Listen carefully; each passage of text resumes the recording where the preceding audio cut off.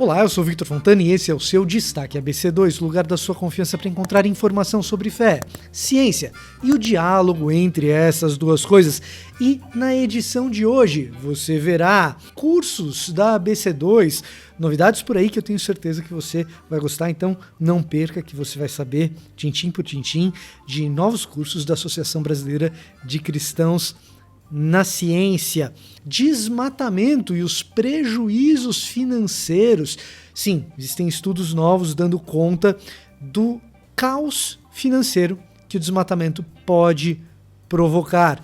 Covid-19, novas informações a respeito das vacinas, coisa boa no radar, inclusive, e pesquisas indicando mais uma vez algum avanço a respeito da compreensão das fases avançadas da doença. Na nossa entrevista em profundidade, para conversar com a gente sobre adoração, pesquisa histórica sobre o assunto, nós temos Renato Marinoni.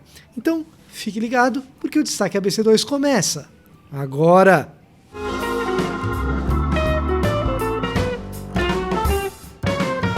Penso logo e não sei. Natureza, limites do conhecimento, uma perspectiva cristã sobre epistemologia numa semana intensa, totalmente online, totalmente gratuita para você que gosta de epistemologia. A gente vai ter Destaque ABC2 sobre isso, novos textos, lives, participação de Rodrigo Bibo num podcast sobre teorias da conspiração, que tem Marcelo Cabal, Fernando Pasquini, Igor Sabino e também mini cursos. Sim, nós vamos ter mini cursos que vão acontecer no sábado, dia 12, das 10 às 12 horas, cursos online gratuitos, inscrições que se abrem na quarta-feira, dia 9. Então, curso no dia 12, quarta-feira, inscrições abertas no dia 9. Conhecimento religioso com Geisiel Borges, craque. Vamos ter conhecimento científico com Luiz Adriano e também um minicurso sobre o conhecimento da Bíblia. O que é o conhecimento da Bíblia? Comigo mesmo, Victor Fontana. Você não pode perder. Fique ligado nessa semana. Penso, logo, não sei. O que você sabe? Que na semana do dia 7 a 12 de junho você tem um compromisso conosco aqui em Cristãos na Ciência. E, além disso, não sei se você lembra dele, mas você deveria lembrar, porque a primeira edição foi um sucesso e está voltando com a segunda edição, o curso Fundamentos para a Vida Intelectual. Rodolfo Amorim, Igor Miguel, Marcelo Cabral, Vanessa Belmonte, Guilherme de Carvalho, num curso para você que se inicia em agosto desse ano e você deve ficar ligadinho, porque em breve a gente vai ter mais informações sobre como você se matricula. Desmatamento, chuvas e prejuízo financeiro. Pesquisa da UFMG, chefiada pelo engenheiro florestal Argemiro Teixeira Leite Filho, foi publicada na Nature Communications e dá conta da redução no regime de chuvas em razão do desmatamento na região do Brasil central nos últimos 20 anos. Basicamente é o seguinte: a redução de chuvas é de 50% em regiões que tiveram desmatamento de até 60%. Ou seja, locais onde a mata foi desmatada em até 60%, metade das chuvas nos últimos 20 anos. E a estimativa de prejuízo financeiro por causa desse desmatamento é da ordem de 5,7 bilhões de reais por ano. Por ano. Prejuízo para o setor agrícola. Produção de soja e carne que reduzem por causa da escassez de chuvas. Eu vou repetir. O prejuízo financeiro provocado por esse desmatamento é da ordem de 5,7 bilhões de reais por ano. Portanto, mais uma evidência e pesquisa bem fundamentada, publicada, de que desmatamento não vale a pena, de que desmatamento não é mera preocupação de alguém que imagina apenas um mundo ideal, colorido. Não. Desmatamento deveria ser preocupação de gente que pensa também em benefício financeiro, como é natural de qualquer atividade econômica. Vacinas para a Covid-19. Desenvolvimentos dão conta de novidades positivas a respeito das vacinas para nós. O Reino Unido, que tem aplicado vacinas em larga escala, desde o recebimento das doses da AstraZeneca e da Pfizer, inclusive algumas dessas doses até mesmo atrasaram em relação àquilo que havia sido contratado pelo Reino Unido, por meio das suas universidades, tem exercido muitas pesquisas com o grupo de vacinados. Ou seja, universidades da Inglaterra, da Escócia, têm sido ativas em fazer pesquisas com o grupo vacinado ali no Reino Unido. A Universidade de Birmingham publicou recentemente o resultado de pesquisas a respeito da segunda dose da vacina Pfizer-BioNTech, a mesma Pfizer-BioNTech que nós aplicamos aqui no Brasil.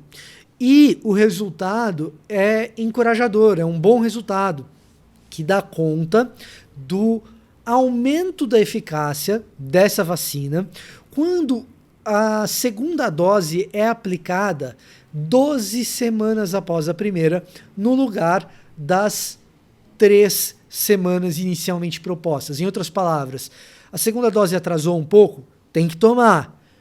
Se atrasou um pouco, não é motivo para desespero, porque 12 semanas após a primeira, a eficácia é até maior do que apenas 3 semanas depois da primeira dose.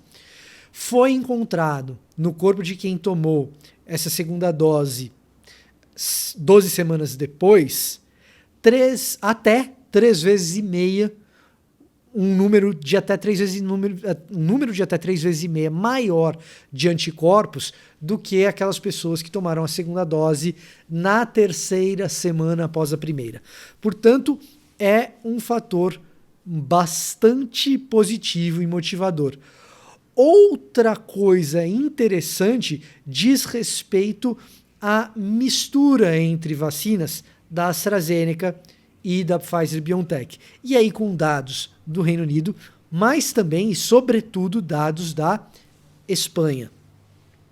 Mais uma vez, se mostra, ainda em estudos preliminares, mas se mostra positiva a interação entre doses das duas vacinas da AstraZeneca e da Pfizer-BioNTech.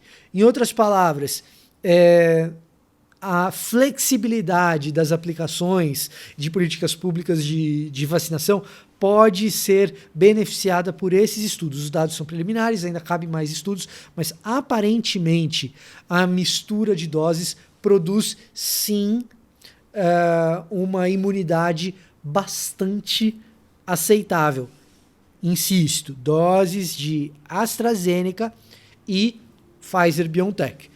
Não sabemos ainda outras vacinas, como a Coronavac, que é aplicada aqui no Brasil, a vacina produzida pelo Instituto Butantan em parceria com a chinesa Sinovac. E, voltando para terras brasileiras, nós temos notícias a respeito da compreensão da Covid-19, do que acontece quando uma pessoa infectada pelo SARS-CoV-2 atinge os quadros mais graves. Aqui no Brasil, a Fiocruz divulgou que nos casos mais graves, o SARS-CoV-2 acaba acordando uma espécie de vírus antigo que circulou pela humanidade e que está aí na maioria das pessoas. Trata-se do vírus ERV-K, um vírus que está inativado, mas que nos casos mais graves da Covid-19 acaba aparecendo. E pode ser, esse retrovírus endógeno que está ali no nosso corpo, pode ser, esse vírus ancestral, um dos motivos que levam pessoas a desenvolver formas mais graves da doença e quadros inflamatórios muito complicados. A gente ainda está descobrindo como essa doença funciona, ainda tem muito a ser descoberto, mas claro, quanto mais a gente sabe, melhores as terapias. E quanto mais a gente sabe dos quadros avançados, menor a mortalidade, menor a letalidade, mais eficientes ficam os tratamentos, em especial nas unidades de tratamento intensivo. Isso é efetivamente excelente notícia para nós. Entender melhor o vírus. Aliás, entender algo melhor é sempre positivo para nós, para a história da igreja, e é nesse intuito que a gente traz aqui o nosso convidado de hoje, Renato Marinoni, que é professor na área de música, de adoração e também pesquisador em ciência da religião nessa área. Renato Marinoni vem falar conosco sobre adoração, história dela no Brasil, o que nós somos como igreja hoje em decorrência disso e como nós podemos pensar igreja a partir de agora. Fiquemos então com ele, Renato Marinoni.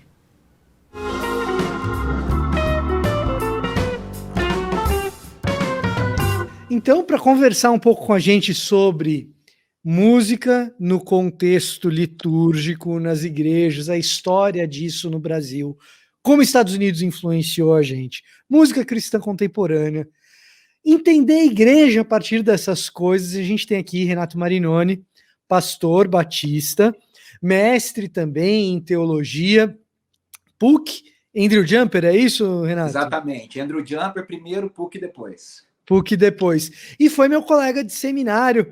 Então, você que não conhece o trabalho do Renato, nem sempre eu falo isso sobre os entrevistados que a gente tem, porque nem sempre eu conheço o entrevistado de longa data. O Renato eu conheço.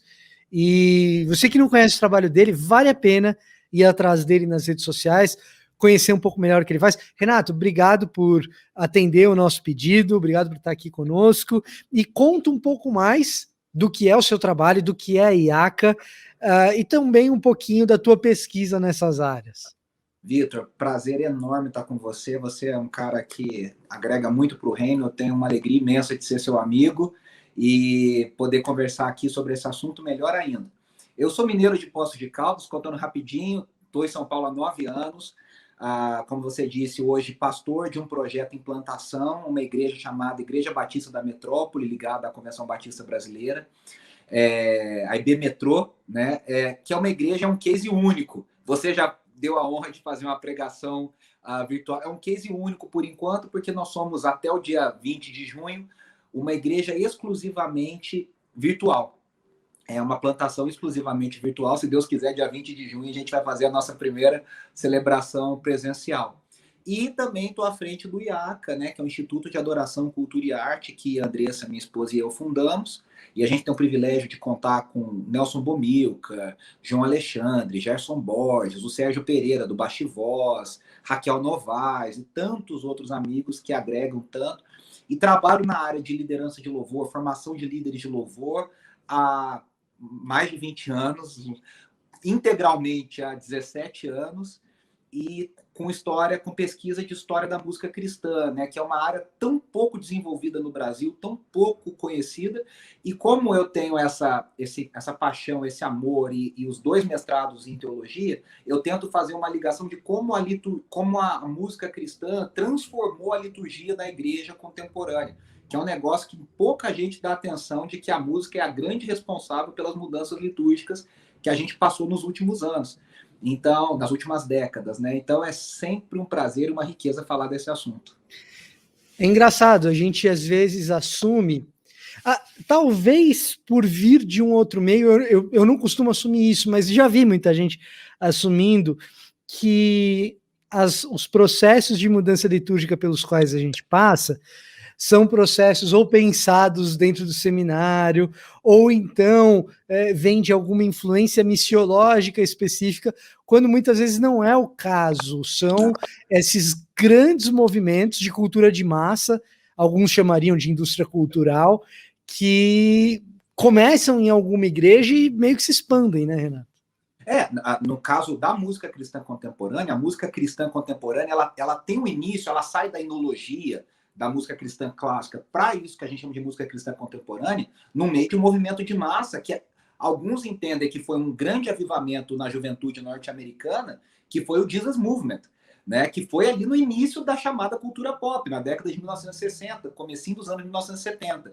E aí eram hippies que se convertem a Jesus, mas não querem uma relação com a igreja institucionalizada. Eles têm um trauma, têm um problema com a igreja institucionalizada. O que esses caras começam a fazer? Se reunir nas casas, começam a se reunir nas cafeterias, começam a se reunir nas praias, na Califórnia, e eles começam a fazer uma música muito simples, que esteticamente é muito parecida com o que os The Beatles fizeram, que os Beatles fizeram, por exemplo, e que eram pequenas frases de adoração e de oração a Jesus, que são chamados praise chorus, que aqui no Brasil, isso sim seriam os corinhos, aquelas músicas muito simples. É que aqui no Brasil a gente mistura as terminologias, né, Vitor? Que seriam os corinhos. E a maior parte da produção desse pessoal eram de músicas evangelísticas, que falavam sobre Jesus, porque eles queriam pregar sobre Jesus para os amigos, para os colegas, para os familiares. Então foi um grande avivamento tanto que no Brasil foi essa produção que chegou primeiro, né, através de Vencedores por Cristo. Vencedores ficou de 68 até 75 sem gravar música de adoração. Não existia esse termo música de adoração. Eram músicas que falavam sobre Jesus. Fale do amor, nas estrelas, Deus é real, Meu Pequeno Mundo. São todas letras evangelísticas. Grupo Elo, né? O primeiro disco do Elo é praticamente todo evangelístico, Calmo, Sereno e Tranquilo. E aí, dentro disso, surge o movimento Vineyard. E aí o movimento Vineyard, com o pensamento carismático de terceira onda do John Wimber, que era o grande pensador da Vineyard, esse cara revolucionou o jeito que a igreja adora. A gente adora como nós adoramos hoje, muito por causa do pensamento do John Wimber nos anos 1970, que foi o cara que pensou como estruturar o culto a partir das músicas de adoração. E foi uma revolução aqui no Brasil pelas comunidades, depois que atingiu presbiterianos, batistas, metodistas, atingiu todo mundo. Hoje todo mundo adora assim. Isso é uma coisa curiosa, Renato. Uma das coisas que eu gosto de conversar com você é que a gente é parecido em alguns aspectos, inclusive nesse trânsito interdenominacional, que a gente conversa com o pessoal da Assembleia, conversa com os presbiterianos. Eu sou um presbiteriano, você é um batista. A igreja presbiteriana de onde eu vim, e que eu continuo nela, inclusive, é uma igreja que tem nas suas raízes muito desse movimento. Então, e causava um certo estranhamento, inclusive em algumas outras comunidades, porque assim, nossa, eu vou na igreja de vocês, não parece uma igreja presbiteriana. E eu até do estereótipo da denominação, né? Sai do estereótipo. Aí eu perguntava, mas o que a gente não tem? Porque a confissão de fé de Westminster a gente confessa. Batismo infantil, né, o pedobatismo, a gente pratica. O calvinismo está aqui. O que é que a gente tem de tão diferente? O que a gente tinha era essa influência de Vineyard, inclusive traduzindo as músicas, ou trazendo já as músicas já traduzidas, né? É que no Brasil, Vitor, isso é muito legal, eu acho muito bacana. Eu me lembro, sentado no gabinete do Heber Júnior, Heber Campos Júnior, lá no Andrew Jumper, ele falou assim, mas me explica direito essa história, você estuda aqui com a gente, você trabalha com o Saião, e você trabalhou no Diante do Trono 8 anos? E aí eu tentava explicar um pouco, e falei, e ainda cresci numa igreja metodista, então é um pouco da... Mas assim, eu acredito muito nessa história única que Deus foi traçando algo, né, para o reino, para o benefício do reino. É interessante porque no Brasil essa música da Vineyard veio através das comunidades. O que eram as comunidades? Eram pessoas que tinham vindo de denominações históricas, na sua maioria, né, Vitor? E que tiveram experiências com o Espírito Santo, na chamada experiência com o Espírito Santo, na terceira onda do movimento carismático, e foram expulsas das suas denominações. E aí abriram as grandes comunidades, foi onde estouraram. Aí falaram, já que a gente está fora, agora vamos fazer um culto mais livre, um culto mais espontâneo, um culto mais informal. Aqui em São Paulo, a Comunidade da Graça, com Carlos Alberto Bezerra, e a grande figura de Ademar de Campos. Sim. Em Porto Alegre, o pessoal que era da metodista wesleyana, que depois virou Comunidade Cristã de Porto Alegre. Eram os pastores, e quem que era o líder de louvor? Asaf Borba. Asaf. Em Goiás, em Goiânia, era o César Augusto e o Robson Rodovalho, na Comunidade Cristã de Goiânia. Quem que era o ministro de louvor? O Bené Gomes, que fundou o Ministério Coinonia de Louvor. No Rio de Janeiro, as várias comunidades, Vila da Penha, de onde veio a Aline Barros, Internacional da Zona Sul, foram essas igrejas que fizeram esse modelo de liturgia, de um culto, baseado no movimento Vineyard nos Estados Unidos. Tá. E isso acabou ao longo, claro que não é um processo rápido, mas ao longo da década de 1980, influenciando todas as igrejas do Brasil, né? E a gente acabou bebendo dessa, porque é um culto mais espontâneo, é um culto mais emotivo, né? Ela tem essa característica, né? Eu acho muito interessante isso. Aí o que acontece, Renato, eu vou pular aqui talvez alguns anos na história, mas o que acontece é que, assim, toda essa maneira de adorar, que é mais espontânea, ela vem chegando aqui nos últimos anos e começa a encontrar alguns críticos ferozes, e mesmo em ambiente de juventude, algumas pessoas que começam a dizer, tá, interessante isso, mas a gente precisa retomar as nossas raízes litúrgicas. Avançamos demais para um culto contemporâneo, mas jogamos muita coisa boa fora também. E aí eu te pergunto, jogamos mesmo? Como que foi isso? Só fazer eu vou chegar na sua resposta, mas é uma coisa interessante. Esse processo é um processo muito difícil, né, de troca, de assimilação. Tanto que nos Estados Unidos, você sabe disso, existe o termo worship wars, né, que são as guerras de adoração, que é basicamente a guerra do contemporâneo com o conservador tradicional. Né? A Marva Dawn, recentemente falecida, grande teóloga e escritora, escreveu um mega tratado sobre isso, chamado Reaching Out Without Doubling Down, um maravilhoso livro que nunca foi traduzido para o português, que ela fala só sobre isso. Eu recentemente eu estou fazendo um ranking, Vitor, dos 10 álbuns internacionais mais influentes da história da música cristã no meu Instagram. E aí eu tô gravando uma entrevista sobre cada álbum. Deus tá abençoando, eu tô conseguindo falar com os personagens, com os produtores e tal.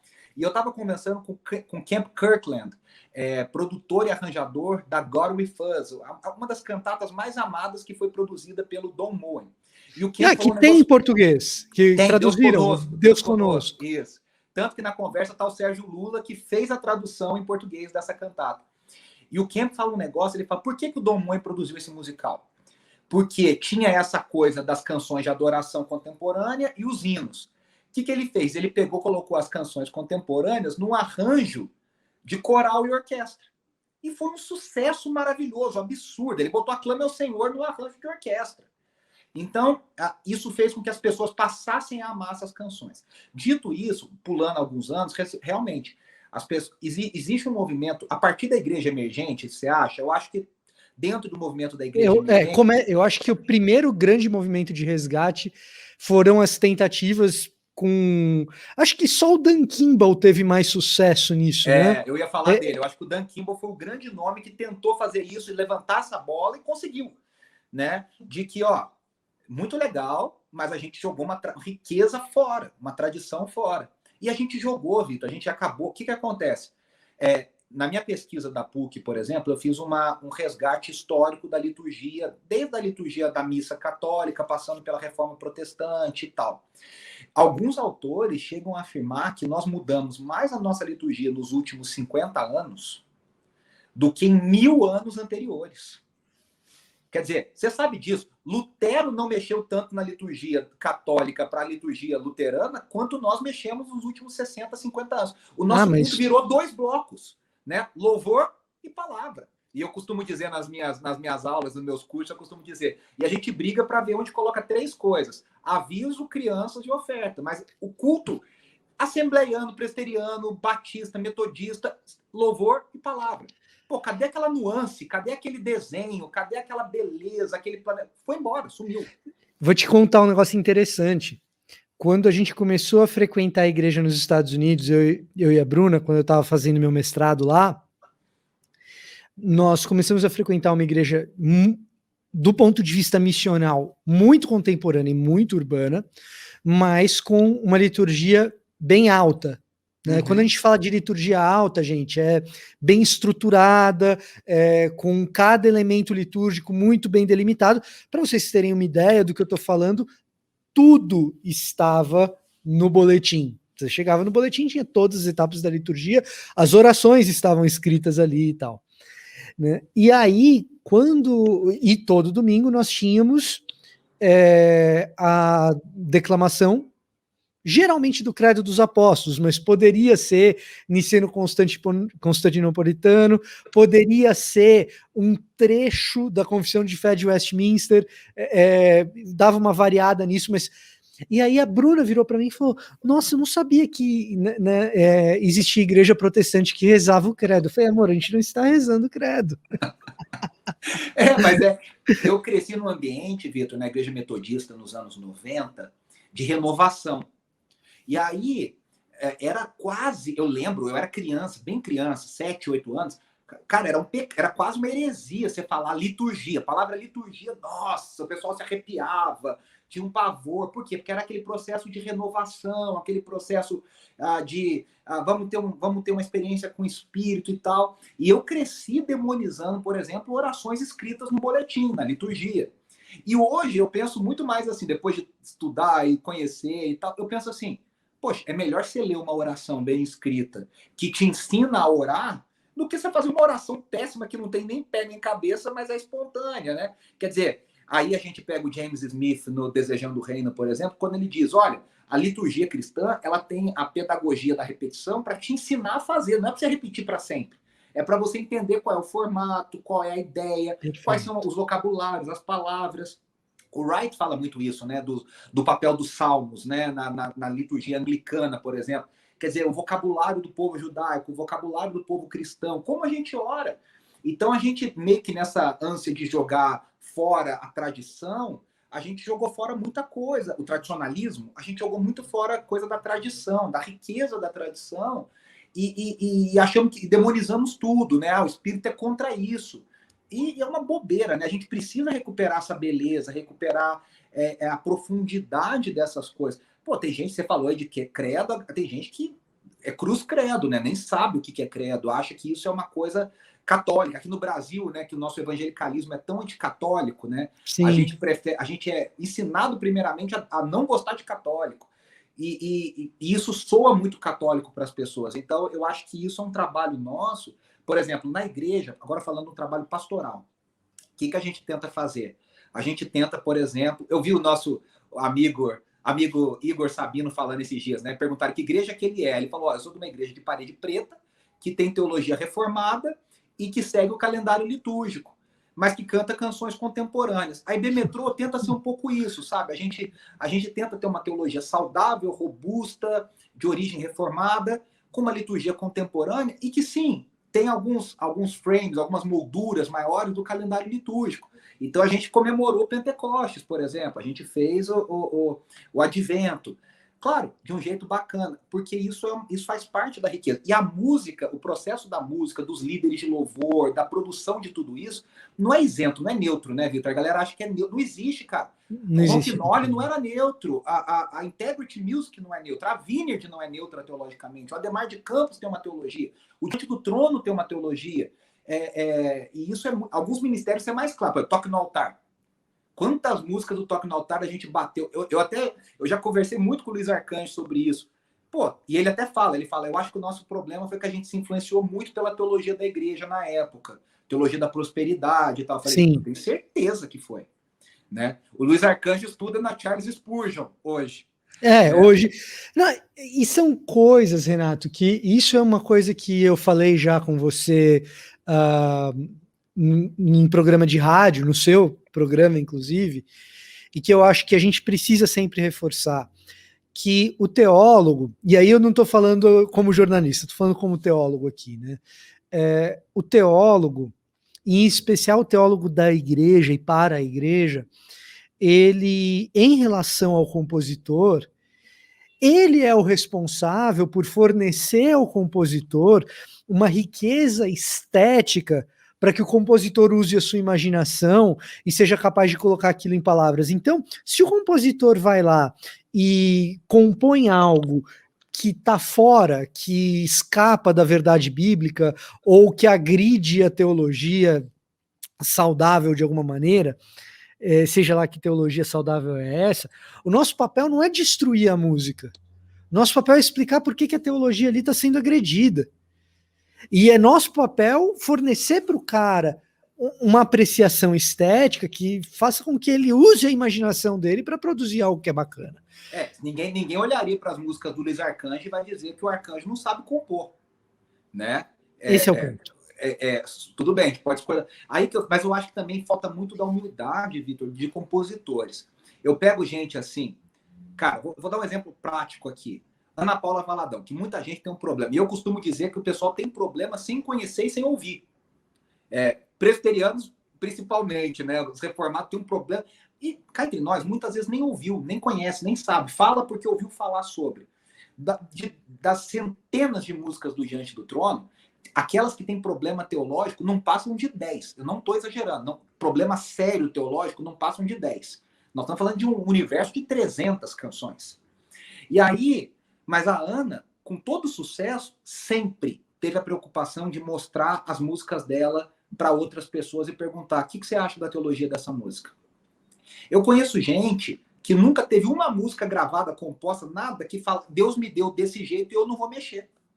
Né? Não, mas olha, tá errado, veja, é legal, mas você podia fazer aqui. Não, mas Deus me deu assim. Aí eu falo: então Deus comete erro de português, Deus comete erro de conjugação, Deus...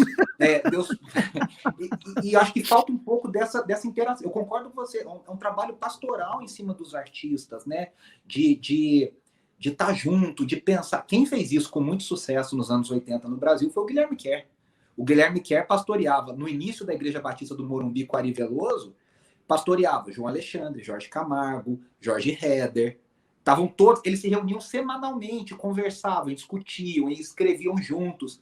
Cara, acho que deu um pouco certo, né, Vitor? Acho que deu um pouquinho certo, né? Então, e o Ari, Renato, tem um... Para quem não conheceu o Ari Veloso, não teve o privilégio de conhecer o Ari Veloso, talvez hoje possa conhecer por uma escassa literatura que ele acabou produzindo, tem pouca coisa.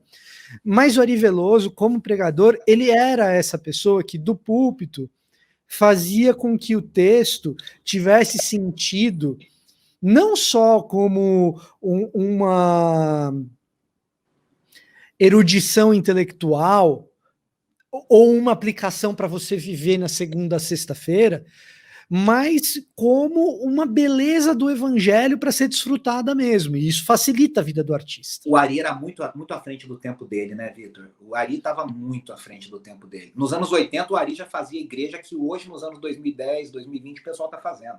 A Batista do Morumbi, no início, já era uma igreja muito à frente do seu tempo, né? Tinha visão, tinha... Que é interessante, você falou das críticas à música cristã contemporânea. Eu nunca me esqueço da surpresa quando eu descobri que o John Frame, poxa, filósofo, teólogo, reformado, escreveu um livro defendendo a música cristã contemporânea. E ele fala isso no livro dele, ele fala assim, ele chama de, como é que ele chama? Worship Christian Music, alguma coisa, a defense, né? Uma defesa disso. E aí ele pega e fala assim: gente, quem acha que as músicas ainda são ruins e fracas, não tem ouvido. Esses caras estão reagindo às críticas e estão produzindo músicas profundas, maravilhosas. Cara, a Hillsong é um exemplo disso, né? A Hillsong é um exemplo que há 30 anos tem produzido, e aí é interessante do que você está falando, para mim, músicas muito mais profundas do que o próprio púlpito da Hillsong produz em sermões, que são sermões muito flat, muito superficiais. Não são errados, mas são superficiais. Só que as músicas da Hillsong, cara, tem música ali que, meu Deus do céu, são riquezas, assim, são... Porque os caras se preocupam em falar aquilo, né? A morte de Cristo, quem é Cristo, glória de Deus. Não fica inventando, né? Eu acho que isso ajuda muito, né? Ajuda demais. Uma outra coisa, Renato, que eu queria te perguntar, aliás, isso é um negócio que há tempos eu queria te perguntar pessoalmente, mas que eu acho que vem a calhar. É um pouco dessa pergunta do Weber.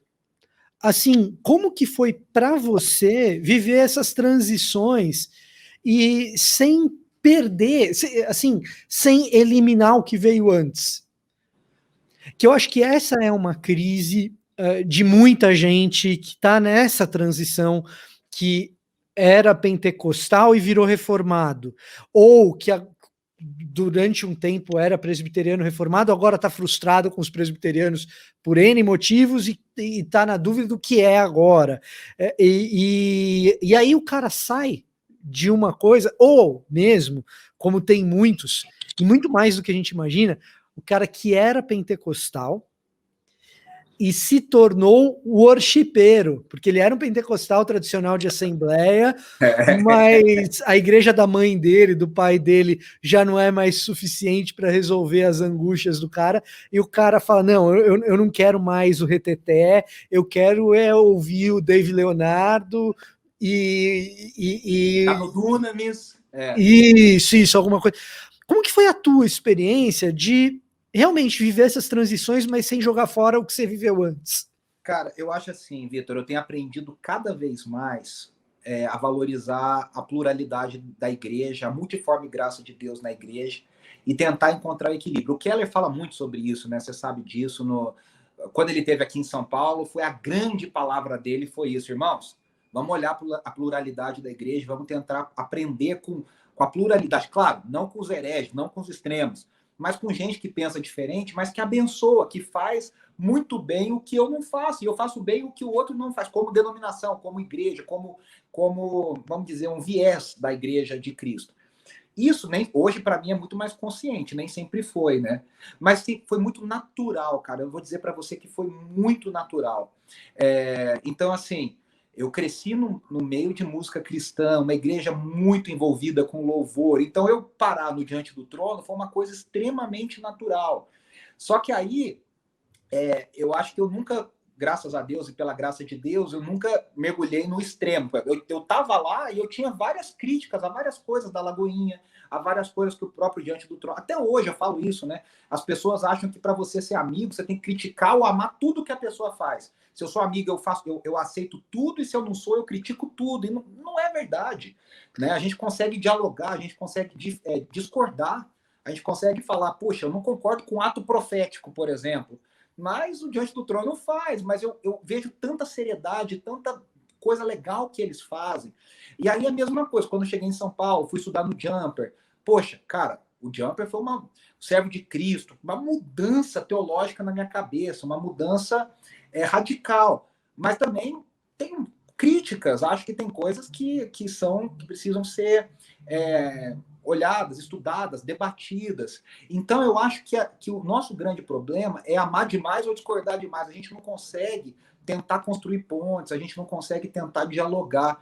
E, graças a Deus, nessa caminhada, a gente sempre tem pessoas que nos inspiram nisso, né? O Nelson Bomilcar é um cara que me ensina isso, assim, a dialogar com várias diferentes partes do corpo de Cristo. Um Gerson Borges, o próprio Saião, você conhece o Saião, você foi aluno do Saião também, trabalhei com o Saião 6 anos. O Saião gravou DVD com a Fernanda Brum em Israel, cara.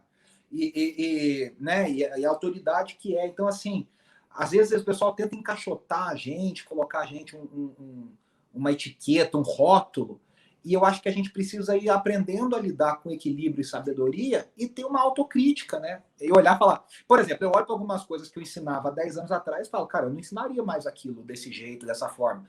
E acho que é um processo de mudança, amadurecimento, faz parte da... Morrer abraçado com convicções é meio esquisito, né?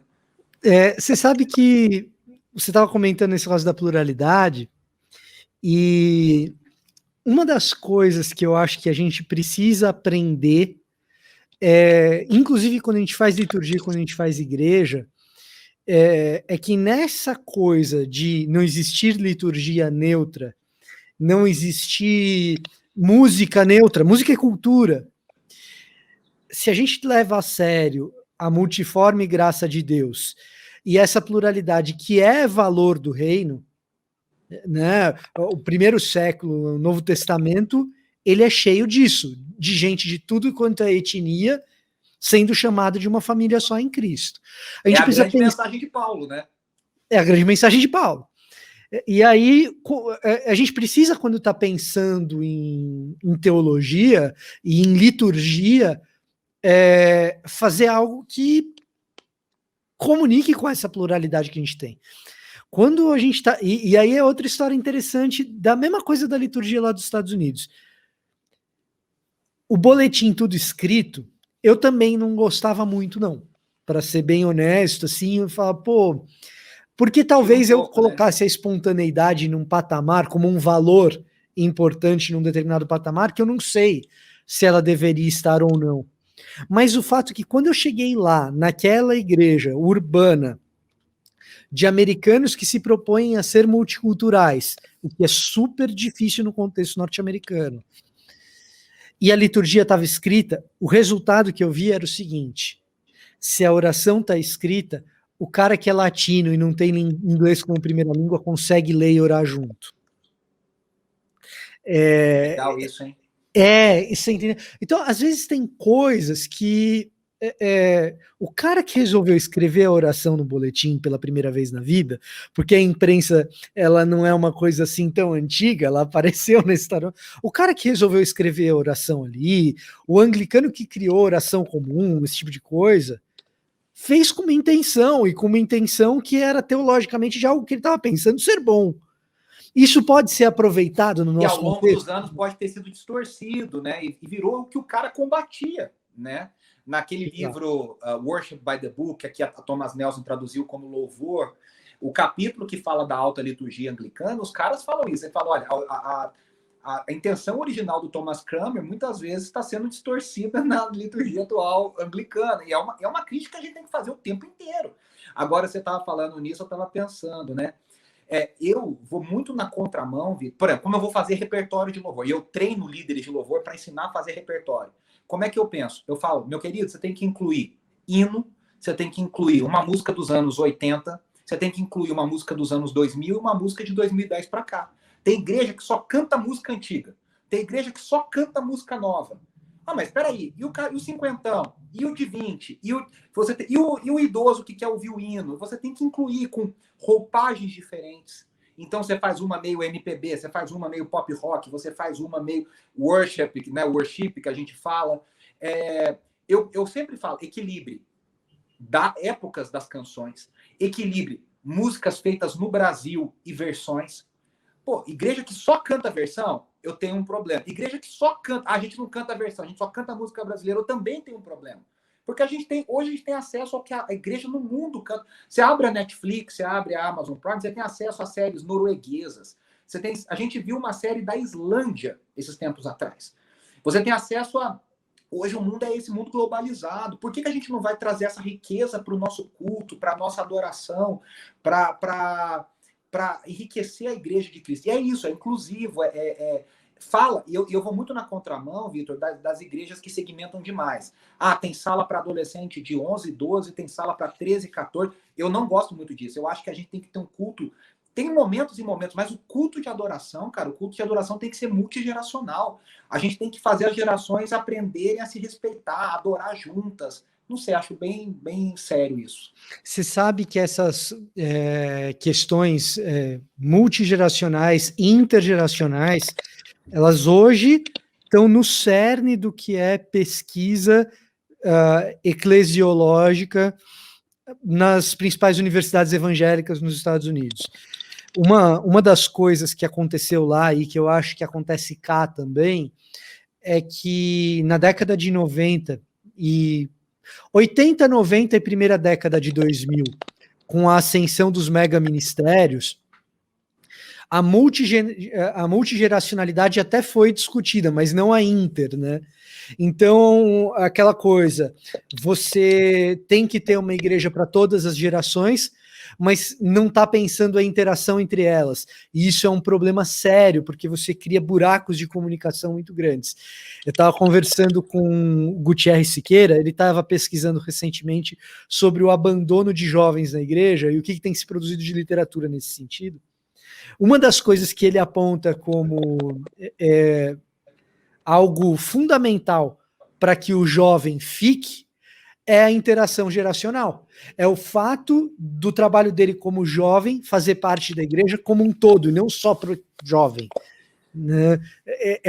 E essa questão, pra você ter uma ideia, a gente fez um estudo de caso isso lá, quando eu estava nos Estados Unidos, numa igreja neozelandesa, que isso não funcionaria jamais numa mega igreja, mas numa igreja de bairro, como era o caso ali, era um negócio incrível, que o pastor plantou uma igreja e a liturgia é num café da manhã. Então, todo mundo faz o junta-panela no café da manhã. Na igreja Nova Zelândia que é assim, faz o junta-panela no café da manhã, o culto é celebrado na mesa, uma coisa bem neotestamentária, diga-se de passagem. É bem legal, é uma proposta bem bacana. O culto se celebra na mesa, tem um canto assim, perto da mesa, onde as crianças brincam enquanto o culto está rolando. Na hora da palavra, trazem as crianças para o colo, tal, o cara dá uma palavra de 20 minutos, mais ou menos. O ensino acontece num outro momento, então tem uma parte de pequenos grupos lá que acontece o ensino e tal. Agora, o resultado prático disso, eu acho uma coisa assim fascinante, é que assim, as crianças da igreja chamam todos os velhinhos da igreja de avô e de avó. Vira uma família, né? Vira uma família, cara. É porque assim, a gente estava falando, o movimento de Willow Creek, de Saddleback, né, com Rick Warren, é o movimento da igreja contemporânea. Eles trouxeram essa coisa dos grandes cultos e os cultos, né, abertos para aquele que não é cristão e falar uma linguagem acessível, isso é ótimo. Mas eles trouxeram essa ideia de segmentação, tem que segmentar, tem que trabalhar, tem que ter um lugar para cada adolescente, para cada jovem. A gente fala de cultura jovem, hoje as igrejas são tão lideradas por jovens, né, Vitor? Claro, um reflexo da nossa cultura. Nós temos CEOs abaixo de 30 anos hoje, mas se você pensar no início da música cristã contemporânea nos anos 60, 1960, não tinha jovem. A igreja era feita por adultos e por idosos. Aí começou com essa coisa, tanto que aqui no Brasil falava assim, né? Vamos dar o momento do conjunto jovem. Aí vinha o pessoal dos jovens cantar, senão esses caras vão sair, vamos dar uma oportunidade para eles cantarem uma musiquinha aqui, chata pra caramba. Era o que estava na cabeça da liderança. Chata pra caramba, mas eles vão cantar aqui a musiquinha deles, vão ficar felizes. Só que hoje a gente caiu num outro extremo, que as igrejas que estão bombando, que estão na mídia, são igrejas dirigidas por jovens, né, com pastores muito jovens. E, pô, eu acho a gente jovem pra caramba. E a gente já tem uma história. Eu falo, para ser pastor mesmo, quando eu fui assumir a igreja, rapaz, eu tremi nas bases, assim, tremo até hoje. Tem muito temor disso, né? Mas assim, pô, tem cara muito mais jovem que a gente aí, pastor titular, mentor de não sei de quê, coach não sei da onde. Então, eu acho que a gente saiu de um extremo ruim, onde o jovem não tinha lugar, para um extremo péssimo, onde o jovem tem muito lugar. E a gente hoje, você vê, nos Estados Unidos, você sabe disso, os idosos são mais valorizados, até cantores, ministros, pregadores, idosos, rapaz, o pessoal é super valorizado. Aqui no Brasil eles são escanteados. Qual cantor idoso, assim, você fala, pô, o cara não tem. Vai sumindo, vai sumindo, vai sumindo, vai sumindo, vai sumindo, à medida que vai ficando mais velho. Então, eu acho assim que é algo que é isso, a nossa liturgia, ela tem que valorizar essa como é que é com a palavra? Geracionalidade. Né? É isso aí, você entendeu. E essa interação entre as gerações, né? A gente tem que valorizar isso e buscar trabalhar. Isso não é uma coisa espontânea. Isso é algo que o pastor, o líder de louvor, o dirigente de culto, seja qual a tradição que você tá, você tem que trabalhar, cara. Você tem que ralar, você tem que planejar, tem que se conversar sobre. Porque fica com essa coisa da espontaneidade, né? E parece que se a gente conversa, algumas tradições, a gente conversa, planeja, coloca no papel, nós estamos apagando o Espírito Santo, né? É verdade. A gente em muitas tradições o pessoal tem essa ideia. A gente tem que trabalhar, conversar, pensar, discutir, testar. Você sabe, Renato, que inclusive uma das coisas que acabam acontecendo é que eu e você, assim, você sabe do que eu tô falando, a gente já conversou sobre isso antes, inclusive, a gente acaba vendo essa molecada cometer erros que não precisaria ter cometido, não se não tivesse liderando, pode liderar, mas se tivesse um cara mais velho do lado, era só ter um cara mais velho e sábio, mais experiente e verdadeiramente sábio do lado, e teria evitado alguns tropeços. Tem um rapaz que eu gosto demais do cara, super competente e tal, e eu lembro de uma tropeçada que o cara deu, assim, muito feia na época. Meu questionamento era assim, pô, mas quem ordenou esse menino, pastor? Porque é um erro de menino, não era um erro de... Não é um pastor sacana, manipulador de mega denominação que tá querendo fazer grana e tá levando o pessoal para heresia por causa disso. Não, era um erro de um menino, claramente um erro de um menino. Eu acho que falta da parte dos jovens procurar isso, né? Procurar alguém. Eu converso, graças a Deus, a gente tem ótimas referências, ótimos mentores, e eu converso. Esse dia eu estava conversando com o Ademar de Campos. E o Ademar tem muito isso no coração. Ele fala, cara, eu quero fazer o possível para ajudar essa nova geração, para ensinar, para passar o que eu aprendi, o que eu errei. Né? E hoje, Vitor, a gente tem tanto acesso, cara. Tem tanto... Esses dias estava numa live simultânea, o Ademar de Campos dando uma live e na outra o Azaf Borba, cara. Os dois ensinando sobre adoração, ministério.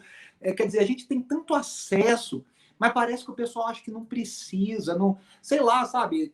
Cara, é aquilo que a gente vê quando o Neymar, vamos falar do Neymar, que tá bom, quando o Neymar comete alguns erros, assim, umas coisas, você fala, cara, não teve ninguém para falar para ele assim, mano, não vai dar certo isso, né? Algum parça lá para falar assim, não vai pegar bem, não fala isso, não coloca isso. E a gente tem no meio evangélico isso, né? Você fala, pô, o cara publicou, escreveu, pensou, ninguém teve a capacidade de falar, amigo, não vai por esse caminho não, que não vai dar certo. Mas se circunda dos que concordam, né, cara? Esse é outro fato, né? Se circundam das pessoas que fazem carinho no ego e tal. Esse é um outro negócio. É diferente você estar num ministério com um saião, que é alguém que vai chegar para você, e se você der uma tropeçada na teologia, com todo o carinho, com aquele jeito dele meio risonho, assim, você fala, Sem fazer piada. Renato, isso aí não pode. E assim, né? E assim, né? Eu falo sempre, o Bomilca, cara, é um cara que vira e mexe, me liga. E fala, eu percebi tal coisa, como é que você tá assim? O Bomilca esse dia falou, eu achei que você tá pegando muita coisa, hein? Segura a tua onda, descansa, cara, você precisa descansar. E eu falo para ele, cara, ele falou, desculpa falar. Eu falei, desculpa não, você pode falar sempre. Sabe? Eu dou essa liberdade para algumas pessoas. Cara, e outra coisa, né, Vitor? Entre nós mesmo, se eu tiver alguma dúvida, alguma questão, eu vou te ligar, eu vou te perguntar. Eu tenho Como amigos já que eu aconteceu. passei, né? A gente, como já aconteceu, Vitor, o que você acha disso? Você acha estranha essa história? Você acha legal isso aqui? Cara, porque a gente não é dono da razão. Eu acho que falta um pouco isso nessa conversa para a gente querer aprender e discutir, pensando no bem da igreja, né? Pensando na construção da igreja. Então, eu acho que isso falta um pouco, assim, isso é muito necessário, né? E acho que isso enriquece a igreja de Cristo, né?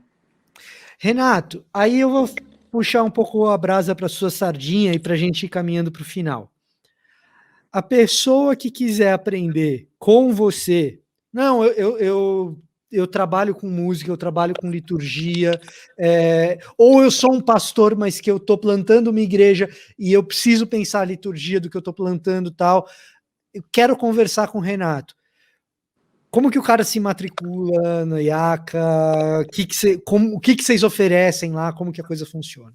Legal. Eu tenho assim, muita preocupação em produzir algo relevante para a igreja. Então, você falou do podcast #Adoração, você já teve comigo 2 vezes. Aliás, o seu com o Fábio Sampaio de Análise de Letra é o episódio mais ouvido desde o início do podcast. Olha só. E a gente, né, tá lá, gratuito, em todas as plataformas, no site da Rádio Transmundial, mais de 70 episódios com vários assuntos, convidados variados, internacionais, nacionais, Gerson Borges, João Alexandre, Vitor Fontana, Rodrigo Bibo, Paulo Won, o Zé Bruno. Cara, a gente fala de história da música, a gente fala de liturgia, a gente fala de análise de letra, de tecnologia.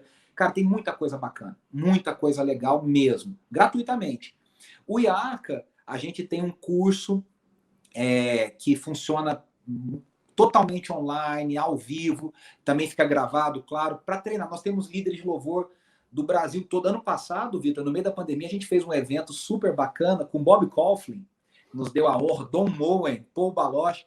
Cara, foi transmitido no YouTube gratuitamente. Assim, a gente teve parceiro Vida Nova, Thomas Nelson, Rádio Transmundial apoiando. e a gente conseguiu fazer um evento gratuito, assim, que abençoou, graças a Deus, muita gente. Então, a nossa maior preocupação é abençoar as pessoas. Então, acho que a melhor forma...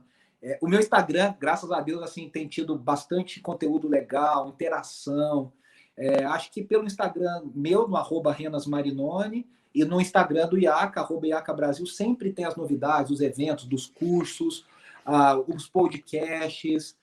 E também, só para terminar, eu tenho um livro, né? 2 livros, na verdade.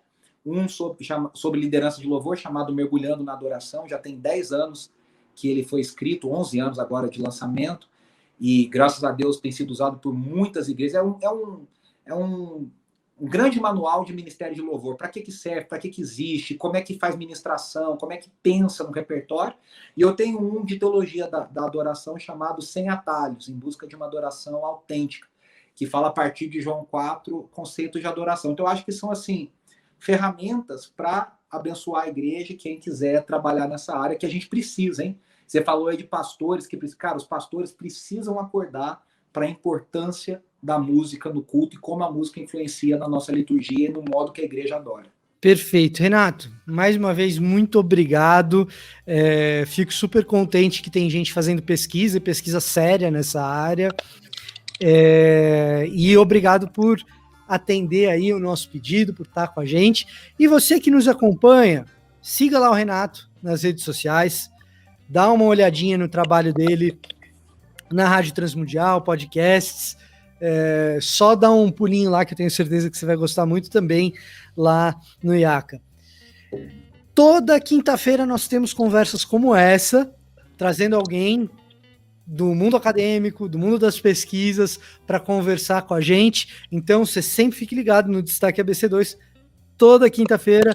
A gente vai ficando por aqui. Renato, mais uma vez, obrigado. Até a próxima. Obrigado pelo convite, um prazer enorme estar com vocês.